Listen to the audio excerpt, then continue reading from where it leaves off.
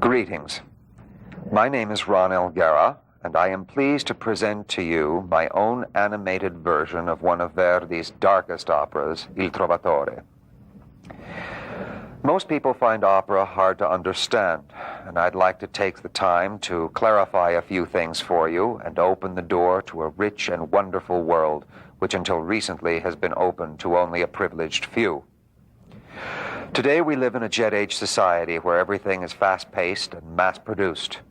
We can breakfast in New York, board a jet, and in less than half a day be in London in time for lunch. This is a far cry from the luxury liner, which takes almost 2 weeks to sail from New York to London. The primary goal of jet travel is to arrive at its destination as quickly as possible. The luxury liner, on the other hand, has its destination as the primary goal, but its ultimate objective is to immerse the passenger in comfort and luxury. Every minute of the 2-week voyage is savored and life enjoyed to the fullest. Good spoken drama is like traveling in a jet. It gets to the point quickly, delivering its message in an efficient and economical way. Music drama, that is to say opera, is quite a different matter and more like our luxury liner.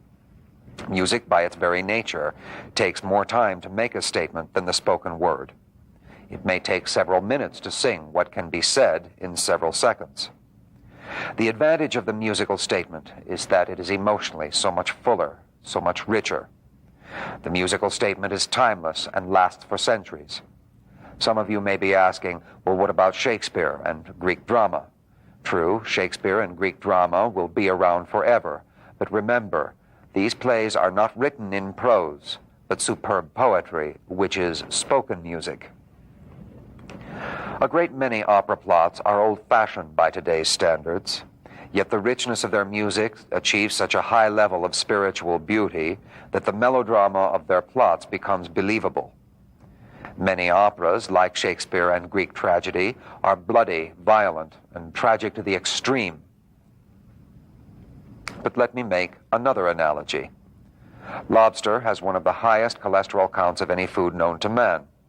But after one has spent $15 on a lobster tail and plunged it in all that drawn butter, one is so saturated with the rich flavor that the last thing one cares about is the cholesterol count. So it is with the blood and guts of opera. The rich musical textures are so rich that the blood and guts becomes not only palatable, but appetizing. For that reason, I have chosen Il Trovatore, one of the bloodiest operas ever written, to present to you. Il Trovatore is the story of an old gypsy woman who visits the bedside of the elder Count de Luna's younger infant son. When the child becomes deathly ill, the old count accuses the gypsy of sorcery and orders her burned at the stake.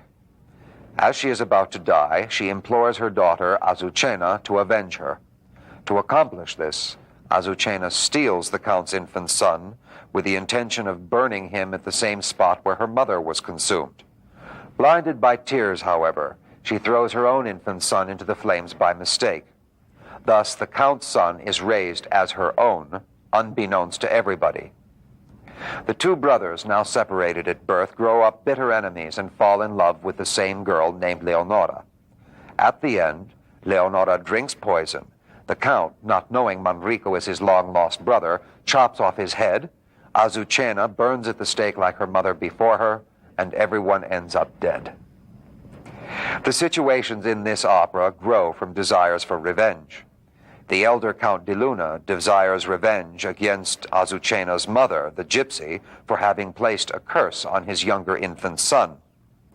As a consequence of this revenge, his son is stolen by Azucena, who, to satisfy her lust for revenge, superimposes one wrong on top of another by intending to burn him at the stake where her mother had been burned.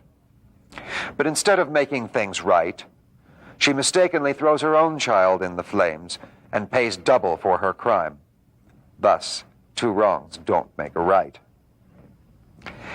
The last 2 minutes of this production are of great dramatic intensity. It takes Verdi a while to build up to this feverish pitch, but give the rich melodies time to weave their musical spell and savor every musical moment. In closing, I wish to express my deepest thanks to Mrs. Sharon Geist, who through her very generous support has not only made this production possible, but who has done more than any other individual I know to promote the understanding of opera, of this art form of unparalleled beauty. You are about to embark on a unique and magical adventure. I hope you enjoy it.